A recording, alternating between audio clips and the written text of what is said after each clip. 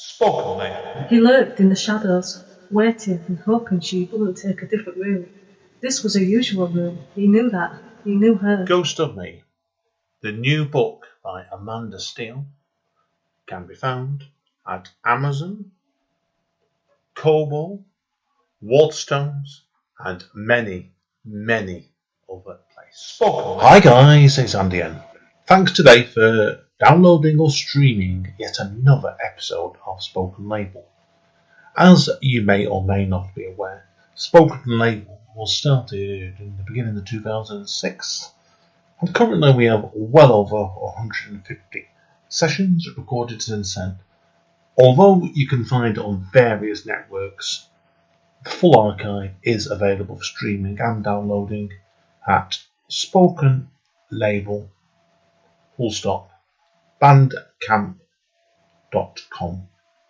It is a free download or free stream in there, but obviously, if you feel like chucking me a few pennies that way, it'd be eternally grateful to help me keep this podcast going and keep improving my equipment, etc.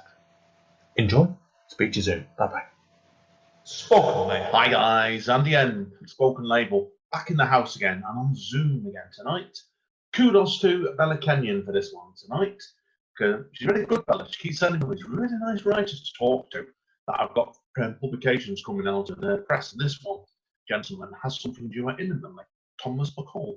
Now, Thomas, do you want to introduce yourself to everybody? Tell them who you are, and obviously, you probably will explain obviously why you've not got much of a London accent, but we'll take it from there. Okay, and tell everybody where your creativity originally came from. Okay, thanks very much, Andy. Thanks for having me on. Yeah, my name's Thomas McColl, known as Tom, and yeah, I've kind of, I mean, this is my second collection, but I've been writing for quite a long time, really. Actually, although I've lived in London for the last 30 years, as you probably can tell, I've got a kind of Birmingham accent. And actually, when I first started writing, I was brought up in Birmingham, and that's where I first started writing. And my first publication was way back when I'm 49 now, and my first publication was way back when I was 17, and it was in a West Midlands arts magazine called People to People. And I got paid the princely sum at the time of £10 for it, and wow. Things kind of went down. Yeah, so that was really good. It was like a great start, and I thought, this is it, I'm on my way, and all this kind of thing. And but it didn't quite work out like that, and it kind of went downhill from there for quite a few years. I was still writing. I was writing like short stories and as well as poems, but never kind of getting any placed in magazines. Of course, then I came down to London, and I was studied history at the University of North London.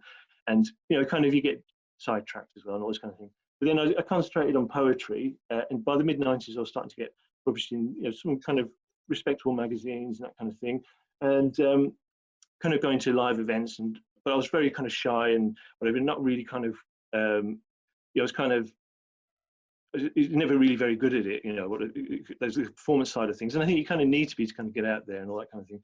But I did publish a pamphlet with Poetry Monthly Press in 2000, and it kind of got some good reviews. And then there was kind of a drought after that because I was trying to write a novel, and wow, I did write a novel, and then it didn't get placed. But then I was starting to kind of write short stories as well as poetry again, but they're trying to be more consistent with kind of getting out there and performing as well. They're kind of really kind of going for it this time, kind of a two-pronged attack, if you like, kind of.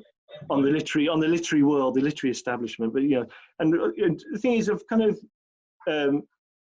with the first collection that was published by Listen Softly London Press, they ran a night called Listen Softly London, and so I kind of got to know the person who ran it, Dom, and eventually he was saying he was going to start a press. He published my book of poems, and that book of poems was kind of the best of all the poems I'd written over really the past 20 years. So it's kind of a very eclectic collection, and then after that I've written I was kind of writing various individual poems of all kinds, but I found there was a kind of I was starting to kind of while my poems had always been to some degree engaged with the world around us, the poems in my new collection are definitely more focused than ever on political issues, and I kind of found that there was it was starting to form into a kind of what could be a cohesive collection with a theme. And so I sent that out to various publishers, and we kind of had the idea of this title, Grenade Genie, quite early on. And it's been subtitled 25 Brief Studies of the Cursed, Coerced, Combative and Corrupted. And it's kind of this theme of it's kind of a theme of kind of where ultimately everyone and everything is expendable, but while this knowledge can generate either a sense of hopelessness or nothing to lose strength to rail against it, kind of my idea was that one strength of poetry is that even if the former gets expressed, just hopelessness, then the latter's automatically achieved this nothing to lose strength to rail against it. So there's a very definite theme in this book of poetry that I've released. Yeah, I don't know, I'm starting to ramble on a little bit there. Don't worry about it. Anyway, So, no, I get it completely. I think when you're looking at kids, you always do your second book as a writer. I know when I did my first book 10 years ago now, mine was a very similar situation to yours. What was kind of the greatest hits at the time. But I think when you do your second book's when you start, say, focus as a poet, and you start thinking about themes and how you build things up together, etc., like that. Now, I know Isabel's obviously put a poem up on her website. I'm correcting you, have actually. A poem on your WordPress page, and then this had been looking at this before. And this one struck me. It's really quite a graphic and strong poem. Now the word poem pervert. Now, yes, okay, yes. Yeah, how does that give people? If people want to get this book, how does that give you as an example of the collection? How does that poem is as an example of? Yeah, I mean, it's so that one was from my the first collection. Being with Me Will Help You Learn. That's all right. Yeah. So, and actually, that was kind of the thing is a lot of my poems. Because I've always lived in cities. I mean, in London and Birmingham, they're the two cities I've lived in. I'm a very my poems are always very kind of they're very urban poems. And this poem, Pervert, was one about someone who's lived in the city and who's gone to live in the country, and countryside or a village, and it's really about the reaction of the villagers to this outsider coming in, and it's what it is. They're putting women's underwear on his washing line. So instead of stealing, it's like usually there's that old image of people stealing people's underwear off their washing line, but these people are putting it on his washing line. They're making out he's this, that, and the other, and so it's kind of a reverse thing where then they start picking on him and they're calling him pervert, but they're the perverts. So a bit of a strange thing, Kind of slightly surreal and slightly weird, like the poetry that I write. But that was kind of an example from that book, in a way. So now obviously I can see it's a fairly large collection. This one. You said did it take you actually 4 years to write this book? Well, the thing is, in some ways, it's like you may have a lot of the poems may be ready for a while, but of course, it's trying to get it published. So it was shortlisted by a couple of other publishers, but when it came to submitting to Fly on the Wall Press, it'd gone through various versions as well. And when Isabel put her call out, put it out, it was kind of, I found the parameters that she was asking for really fitted the book very well. I thought it was, and also the kind of publisher that she was, I thought this book would be really suitable. I really felt confident with this one. I thought this seems like a really good fit. And it was originally going to be a chunky chapbook, and with the number of poems and the length of them, I thought that would work really well. Anyway, she really loved the book, and so that's great, And we decided it's going to be like a full collection, because really the poems are quite long. So it is just 25 poems, but it is over 80 pages. So, or it is across 82 pages, hasn't it? And obviously, the book itself is split into 4 sections, isn't it? Yes. Cursed, coerced, compatible, and corrupted. Okay, combative and corrupted. That's me. My dyslexia showing there. But that's right. When did you decide that you wanted to split it into four sections? Was this almost straight from the beginning? Was it? Well, no, that's a good question, because it wasn't really. It was kind of towards the, like I'd been sending it out to various places, and it kind of just came to me really just before I did submit to Fly on the Wall Press, and I thought it'd be a good way of focusing. These poems seem to fit into these kind of 4 sections, and it was all these kind of about various individuals. There's always a bit of me in each of these kind of poems, but it is all about different types of people, different varying situations who find their kind of in situations that are a bit impossible situations, and they're either in these kind of 4 camps, if you like. But there's always this kind of thing of the society or the establishment or just people around them kind of bringing them down a bit. And so it's kind of, and it's like they all people that feel like they're a bit expendable. Like, for instance, in the coerce section, there's a poem called Security Path. And it's about someone, really, their security path is more important than them, and that's all that's kind of letting them through anywhere. And it's like they don't. The security pass doesn't represent them; they just represent the security pass. They just and and the binary code is is more important than their name, actually. So it's kind of, their name is just something that's just, it's a legal obligation to put their name on it, but really they're just like a number, that kind of thing. So there's lots of poems kind of that, and it's trying to employ humor and that kind of thing, but it is kind of it's still kind of poems with very serious themes. And so it was a way of presenting these poems in a kind of structured way. It's kind of to hold it together, really. Yeah, you've got pieces like, I'm reading up on the press release that Bill sent to me here. Like, there is, for people that are interested, there is quite striking poems in it. You've got like the bunker piece, haven't you? Where residents know their tower block mistakenly built on top of a secret and cursed nuclear bunker that the government still refused to acknowledge and stuff. It's pretty frightening. Yeah, and a poem. Yeah, this is it, and it was a very serious. It was a serious poem, and it was originally in the an anthology, Poems for Grenfell Tower, and it was kind of. That was my next question. Was that anything to do with it? Yeah.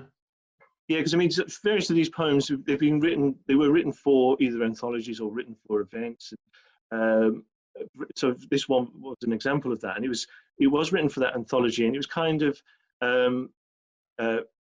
looking at it, a different kind of way, in the sense that almost like a folktale aspect, where because I remember back in the 70s and 80s, there used to be these kind of secret places in the middle of cities, and they were kind of, apparently there were bunkers, no one knew about them. The government would go there if there was a nuclear fallout, but there was kind of this kind of thing where the government not telling anyone that there's these things, and they never officially stated that's what they are. And I could imagine maybe it might have been built in a certain area, and then some tower block was built on top. Yeah. It's almost like there's this curse that's underneath, something that it's always there, and it's, so. I've got friends that have, should we say, have been on tours of Drakelow tunnels, which is just outside down towards the Midlands way. So yeah, there was a lot of sort of stories about that, but they never admit to, certainly. So yeah, get it completely. Yeah. And I'm going to have to I will get a copy of the book, certainly. But I'm particularly looking forward to reading about the title piece as well, Grenade Genie. I don't want to give much about this one away, but the description of it sounds incredible, to be honest, about a person possessing a genius, but requires spark to little choice but to pull a pin on a live grenade to release a genie inside it. And I thought, wow. Yeah. Yeah, I mean, and that's kind of, it's just fitting with this kind of general thing that I wanted to get across with a lot of these poems, that, sometimes you do have to just go for it and do something, make a stand, even if the situation really is hopeless, so even if you do feel you're expendable and the situation is hopeless, it's kind of, in my way, I guess I'm doing it with these, actually expressing it through these poems, but it's kind of almost like sometimes you do have to just go for it, even if it does result in maybe other. Well, what it is with this poem is, like, for instance, the explosion will kill the person, because to get access to genius, he has to pull the grenade, the pin on the grenade. So there's the explosion, and then all his atoms they form into lesser versions of himself, and they get the credit for this genius instead of him. But at the same time, then by pulling the pin, he's wiped out the establishment that are blocking all progress. And so it's like, even though at the same time, because that often does happen, isn't it? I think someone who has that original spark of genius, they don't get the credit. It'll be ones after that person who do. You do hear about that a lot, really. And but at the same time, they've still moved society forward, or they've helped society and people progress. And so, in a way, and sometimes you just got to do something, isn't it? And no matter what the consequences. Yeah, I agree. It's some fantastic books, certainly. So, now, obviously, I usually do ask people, Tom as well. Obviously, what do they have plans in? Certainly, in your case, plans for preparation, promotion. But obviously, at the moment, the way the economy is at the moment, that's very, very hard to basically do at the moment. Because I know when I was looking at your WordPress account, you had quite a number of readings in mind for this, didn't you? So everything's really on hold at the moment, isn't it? So yeah, I mean, it was kind of, I'd actually kind of set up really what was almost like kind of the first tour that I was ever going to do, and I had dates booked from May through end of May through to August. Now, some of them may still happen, actually, who knows? But I think some will be cancelled. But there was even there was an hour-long slot, performance slot at Leamington Poetry Festival. So that was kind of, that would have been performing the book in 4 parts. So it'd be kind of quite a show, that would be. Yeah. Have you ever done a show? Have you ever done a show that long before? Have you? No, I haven't. I haven't. So that was quite something. So, but, you know, I've got it, you know, thought out and planned out, and you know, even if it gets rescheduled, you know, it may still happen in a way. But there was that one, and there was going to be my first headline performance slot in Birmingham. Well, it was going to be that was going to be a co-headline slot, and that was going to be, as I say, the first time performing in Birmingham. So I was looking forward to that. That was the one at the end of May. So as to whether or not that'll happen, but hopefully, again, hopefully all these ones will be rescheduled. And in the meantime, there are, you know, kind of doing performances online, kind of submitted some audio performances, and also going to do some live ones. Next week, going to be, this is going to be on April the 18th, performing at Winchester Fest.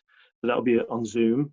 So yeah, it's kind of keeping that going, get myself out there. But obviously, I mean, the good thing about poetry is a bit of a long game. So I'm just really glad the book's out, and it's just a case of I'd be looking to promote it well into next year anyway. So you know, it's, so hopefully, I'll be doing some online promotion, and then I can still do the after hopefully this is all passed. Then, you know, can do these actual face-to-face gigs, because you do need to kind of, you know, to kind of get yourself out there and sell books. I think you do need to kind of have that face-to-face contact, really. And it is great. It's a great way of meeting people. But I think it's great in some ways.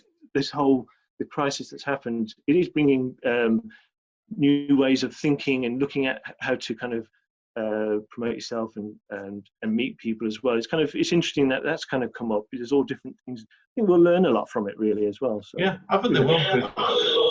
I think if nothing else, one thing you will have done this crisis thing is made you realise you can publicise your book, not just for going out on tour, and not just going out to your local nights and stuff like that to publicise it. Yeah.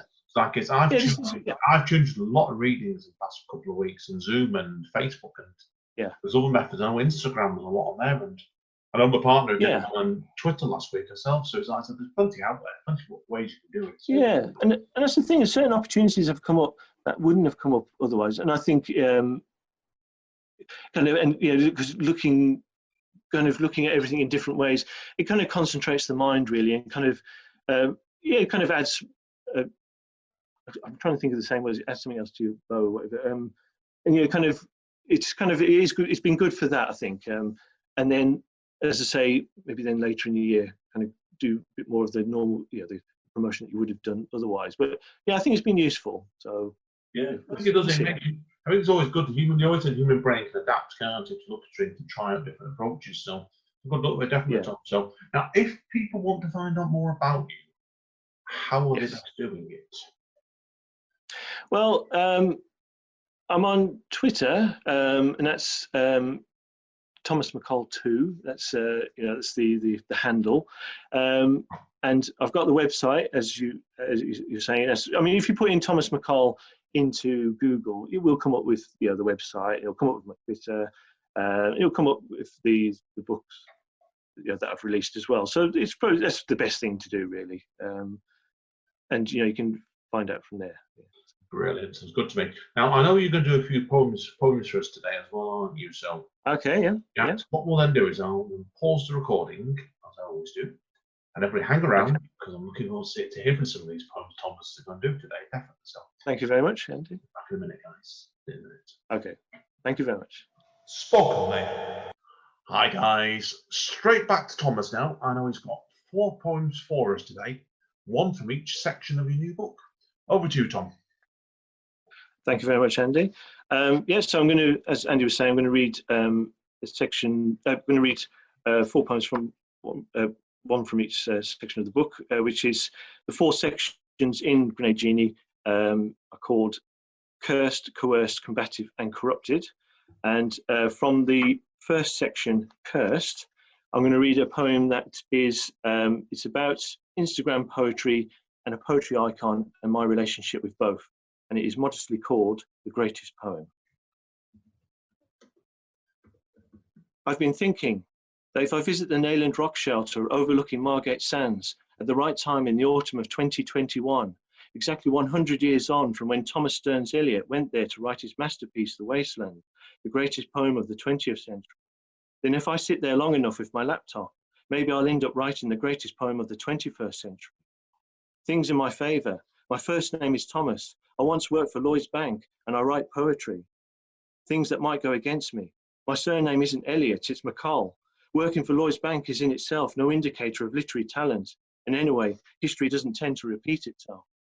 In fact, what if this time round the inverse happened and I end up writing the worst poem of the 21st century? In the current climate, it's highly likely. Let's face it, Thomas Stearns Eliot had advances in psychoanalysis to help him get in the right frame of mind, whereas all I have is advances in social media. Who knows, maybe by 2021, I'll have no choice but to fit my opus into 4 lines on Instagram. But then when I do, my simple artless platitude will inexplicably receive 1 million likes, and then released as part of a book, will inexplicably sell 1 million copies, and my poem will be so bad that everyone will definitely remember it much more than whatever the best poem of the 21st century will actually be, written perhaps by someone who, like Eliot, may be going through difficult times, and talented enough to harness adversity, will out of that create a brilliant epic poem. But unfortunately, there'll no longer be anyone with the attention span to read it, let alone publish it. And he or she in despair will delete it and give up writing altogether. Whereas I'll go on to publish book after book, and William McGonagall will turn in his grave at no longer being the worst poet in the English language, usurped by Thomas McColl, now famous for having written the worst poem of the 21st century, or indeed any century. But that's the thing, writing the worst ever poem is no barrier anymore to immense success. Thomas Stearns Eliot may well have been the best, but there's no room for that now. Now it has to be 4 lines or less and totally trite. 1921, been and gone. 2021, bring it on. Brilliant. Brilliant. Now, I was hoping you were going to mention William McDonnell then for a second. Oh, yeah. Yeah, when I was a child, that was the only book of poetry we had in the house. That was because my dad's Scottish, and he had William McGonagall, and they were such awful poems, but they were so bad they were so good. So actually, you could arguably he was my first influence. Yes. So anyway, so yes. So from the next section, Coerced. Actually, I'm going to read one of the poems that I mentioned, I think already in the interview. It's got a poem called Security Pass. So, and this is it. I've just been made permanent, yet already I know I'm completely expendable. In any event, I've today at last received a full security pass. It comes complete with a freshly taken photograph, my face displaying a grimace that was nothing more than confused surprise at the sudden camera flash, an expression that could almost pass for a desperate act of brave defiance, that no one's fooled and no one cares. Anyway, the doors opening in this building aren't opening for me, but for the magnetic stripe across the card. I know full well already that it's numbers on a line, not the letters in my name the system recognizes, that a thin row of binary will always trump any last shred of humanity. Let's face it, though now clearly displayed in bold, my name Thomas McColl remains completely incidental, as impotent as a name that just about belongs still to some hitherto proud family firm, which having been swallowed up by a vast conglomerating entity, is slowly but surely stripped of its former identity, until there's nothing left but the name itself, a name that's only been kept in place to satisfy some irritating legal obligation. Thomas McColl Limited. That's me, limited, extremely limited. A lowly worker whose past gives him access to just one floor in a 42-floor building. Well, here I am on the 41st floor.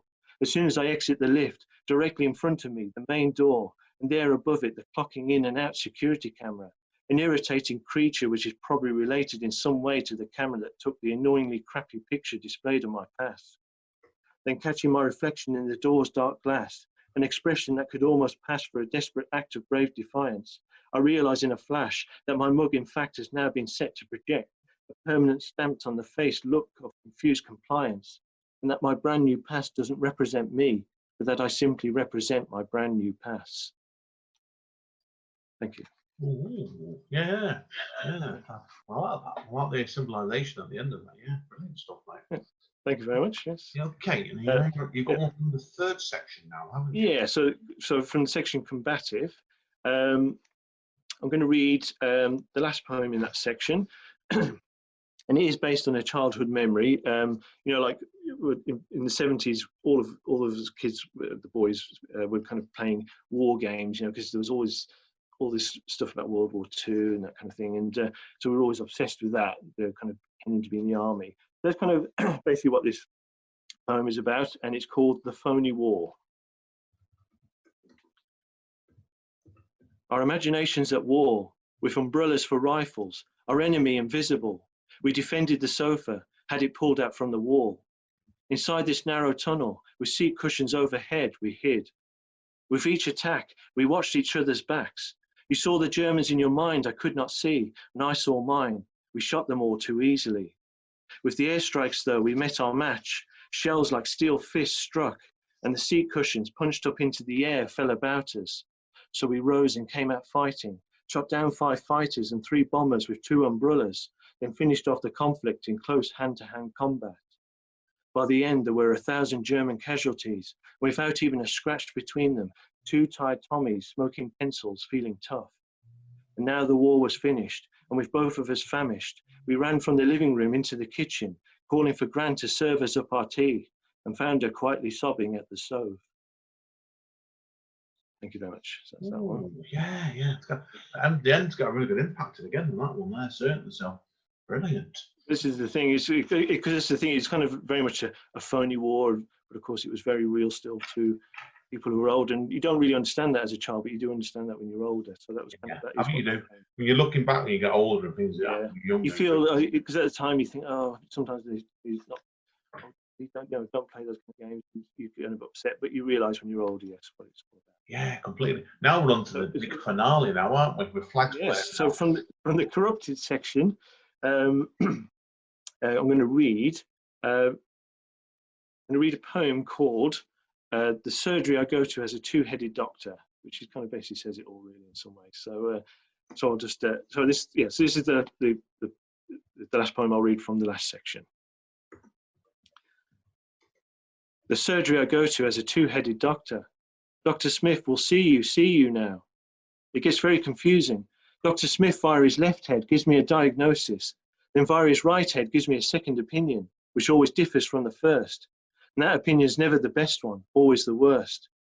When Dr. Smith examines me with the stethoscope, it's in the left head's left ear and the right head's right ear. In other words, he makes a right pig's ear and also a left pig's ear of any examination he does. However, when I once challenged him about it, Dr. Smith's left head simply said, "Can you breathe in a bit more deeply, please?" while his right head shook morosely.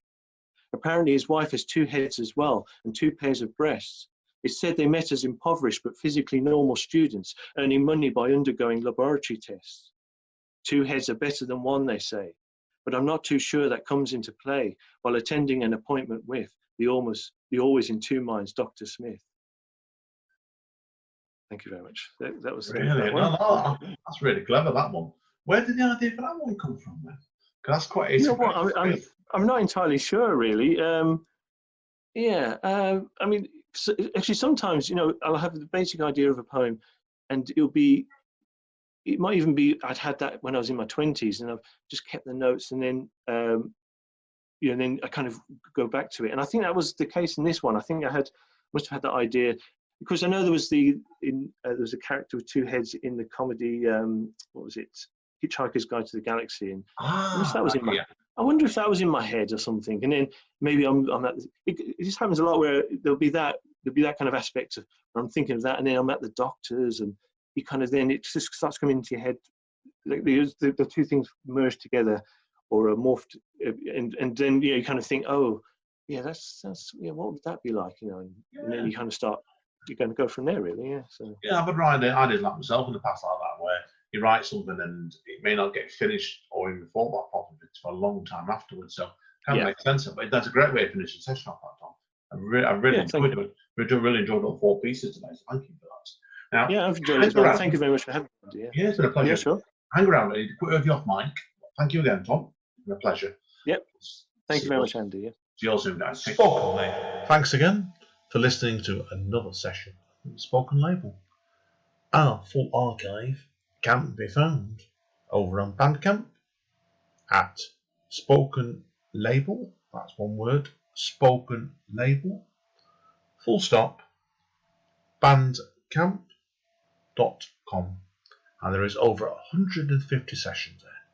So I'm sure that if you've enjoyed this session, there'll be something else there you can enjoy as well.